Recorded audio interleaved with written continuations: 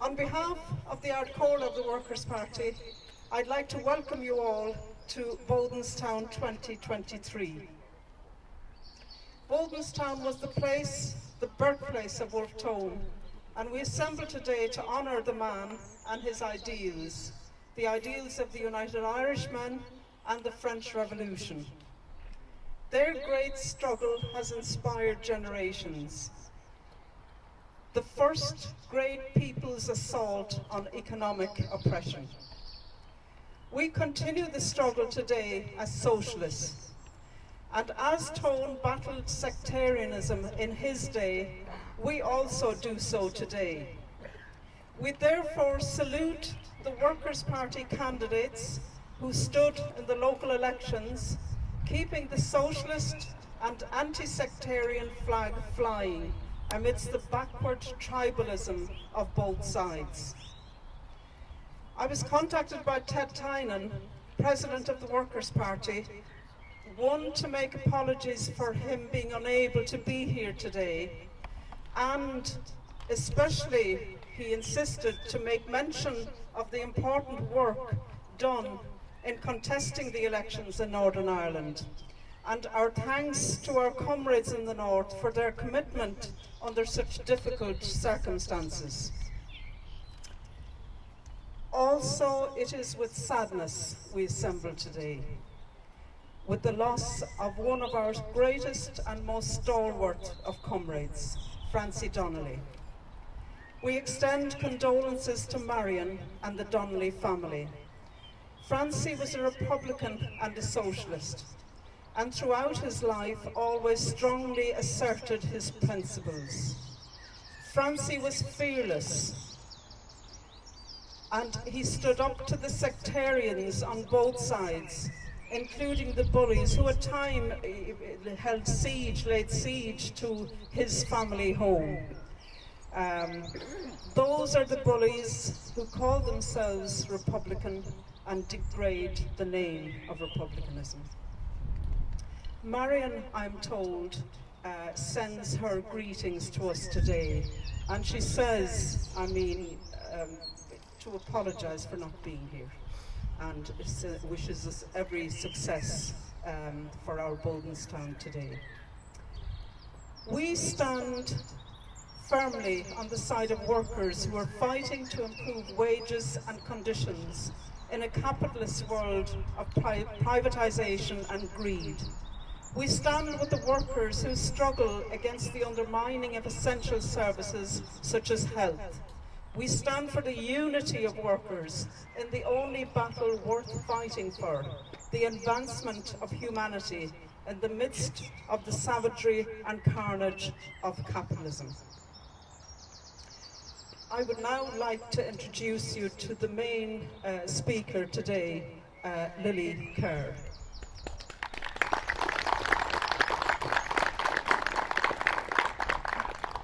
Can you hear me? Comrades, we're here today to remember the role and significance of Theobald Wolfe Tone. Before I begin, I would draw your attention to the fact that there is a face missing today, the face of a loyal, lifelong comrade, Francie Donnelly, who passed away on Friday. Francie was a constant and enduring presence at our Bodenstown commemorations, and he demonstrated a lifelong commitment to Tone's vision of the unity of Protestant, Catholic and dissenter. We send our sincere condolences to our comrade Marion and to the family and friends of this remarkable comrade. He is with us today in spirit. We will now have a minute's silence.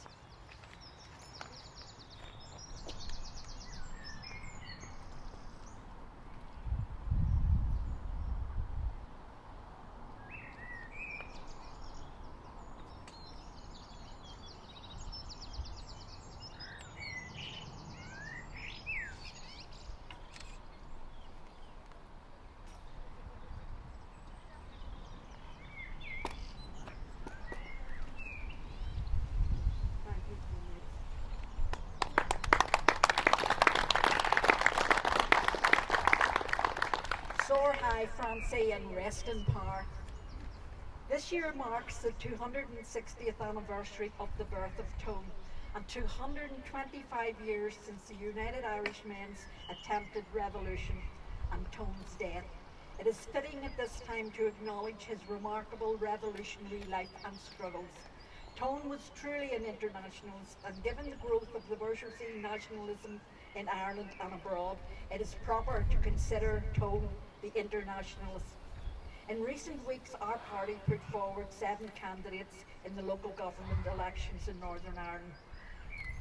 In a high-profile and visible campaign, the Workers' Party sent out a clear message. Our message was directed to those forces and parties who have persisted over child poverty, lengthening hospital waiting lists, underfunded and under-resourced community care, an absence of a flexible, accessible childcare, a lack of affordable public housing, a legacy of segregated education, a divided working class, 0-hour contracts, low-paid part-time jobs, run-down and privatised public services, and a crisis in mental health provision, inadequate public transport, and the lack of jobs, hope or prospects. We pointed out that nationalism, British and Irish nationalism, represented mainly but not exclusively by Sinn Féin and the DUP, see flags, communal identity and tribal symbols as more important than the lives and the prospect of working class people. We made the case that now, more than ever, socialists must stand on behalf of working people in defence of our health service, education and other public services, and support the fight for jobs, fair wages and better conditions, proper housing, a healthier environment and a better quality of life. Of course, the poison of sectarianism and the competing local nationalism prevailed. The vice-like grip they collectively hold on political power in Northern Ireland was strengthened even further by the election results.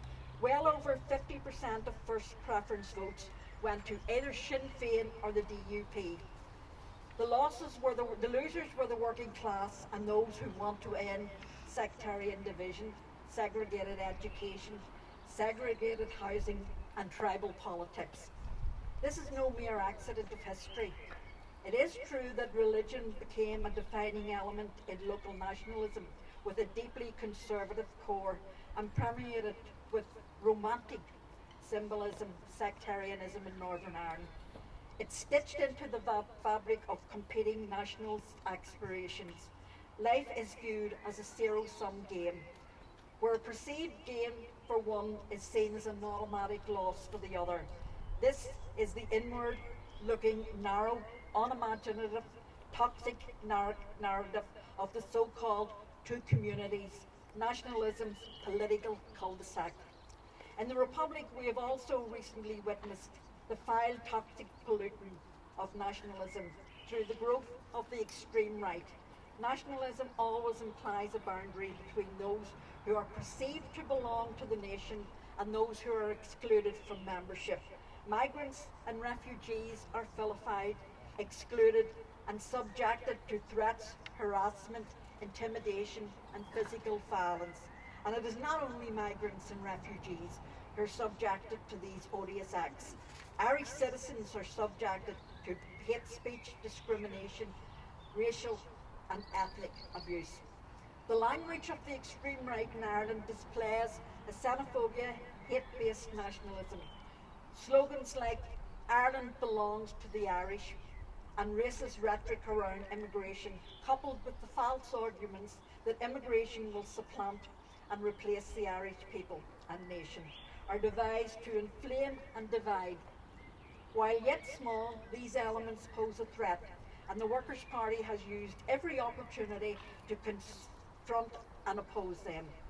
In the US, in Israel, Europe, Africa and Asia, in places like India, where the Modi government has mainstreamed exclusionary nationalism, the neo-fascist right and reactionary communal forces are a threat to democratic rights and class politics.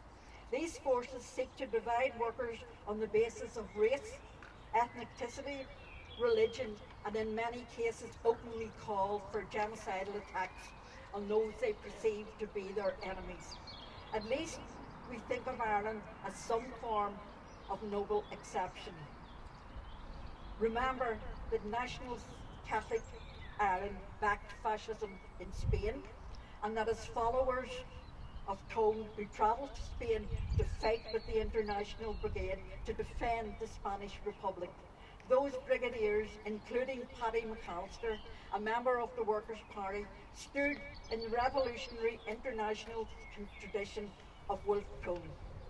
At various stages in his life, Tone lived in England, Ireland, the infant United States, and in revolutionary France. He makes many of the most famous figures of his time, including Thomas Paine, whose revolutionary writings proved so influential in the American Revolution, and the popular support for the French Revolution in Ireland. These included Lazare Canard, one of the 12 men who saved the French Revolution from internal counter-revolution and reactionary monarchs. James Monroe, the Democratic... Sorry folks, just stopping for a drink of water.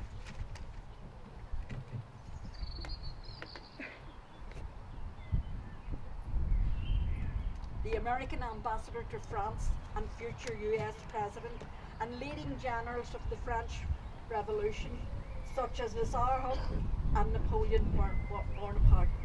The reason Tone was successful in persuading the French Republic to support the United Irishmen was because the French revolutionaries recognized that his politics were their politics, revolutionary politics, with an unshakable determination to destroy the power of the political and social elite once and for all, and to build a new society based on democracy and the principles of liberty, equality and fraternity.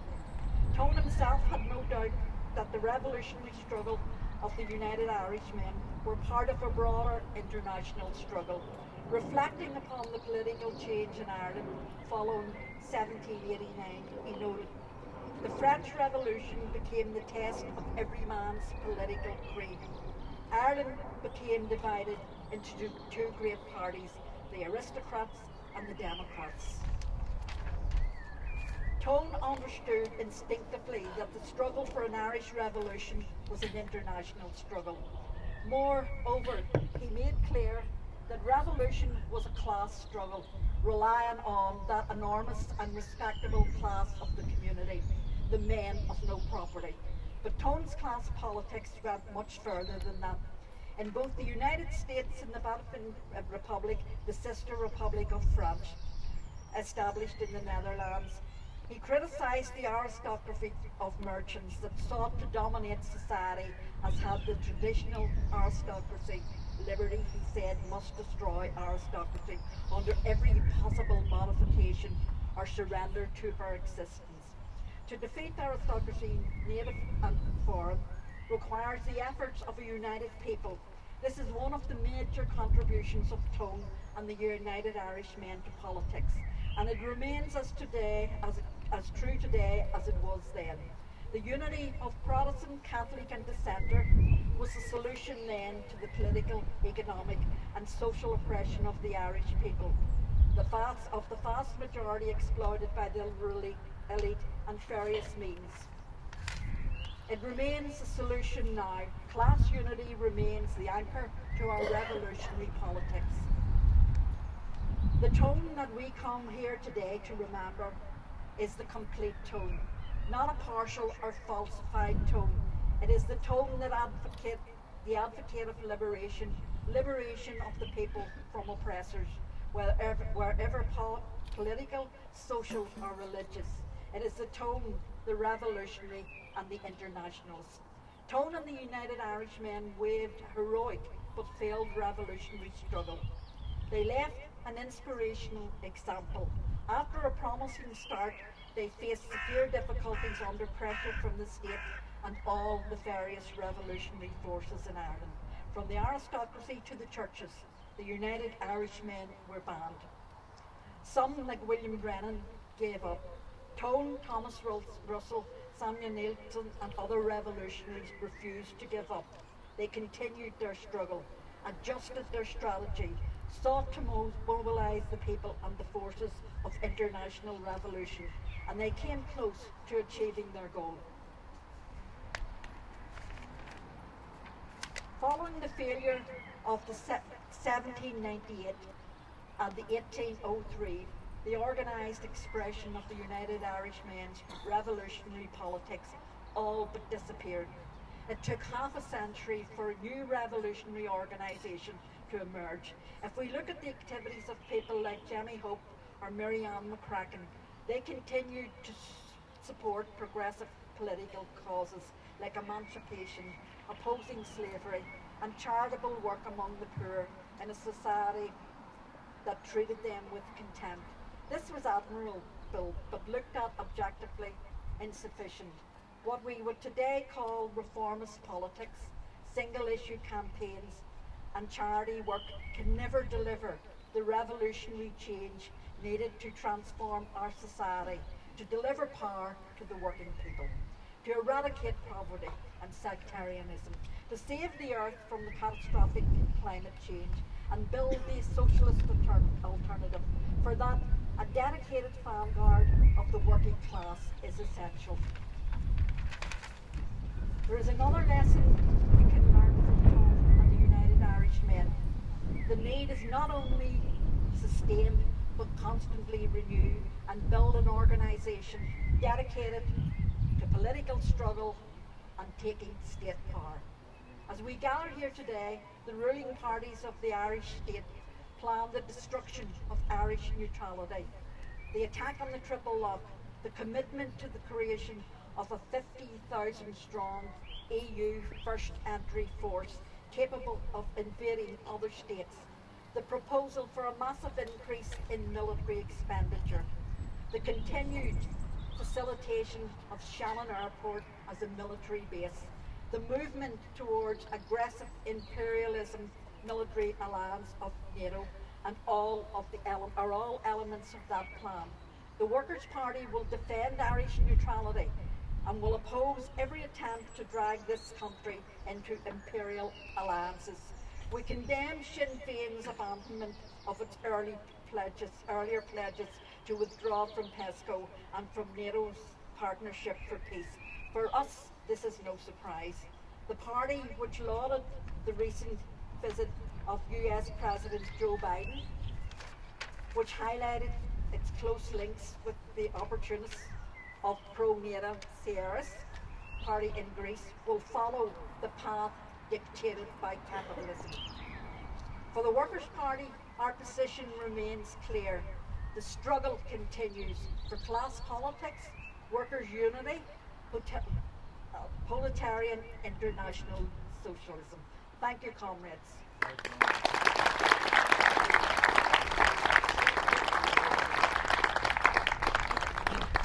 Thanks very much to Lily for that. And I'd now call on Betty Finnegan to lay the wreath for us today.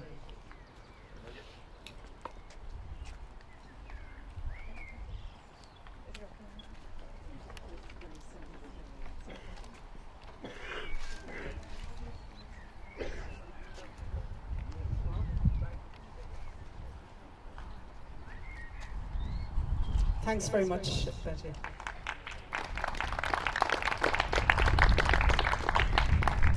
And now I call on Brian Lynch. Thank you very much, Anne. Good to see all the faces to remember you all. This is a tune comes from 1798, and I'd like to dedicate it to the men and women who fought and died in that great struggle.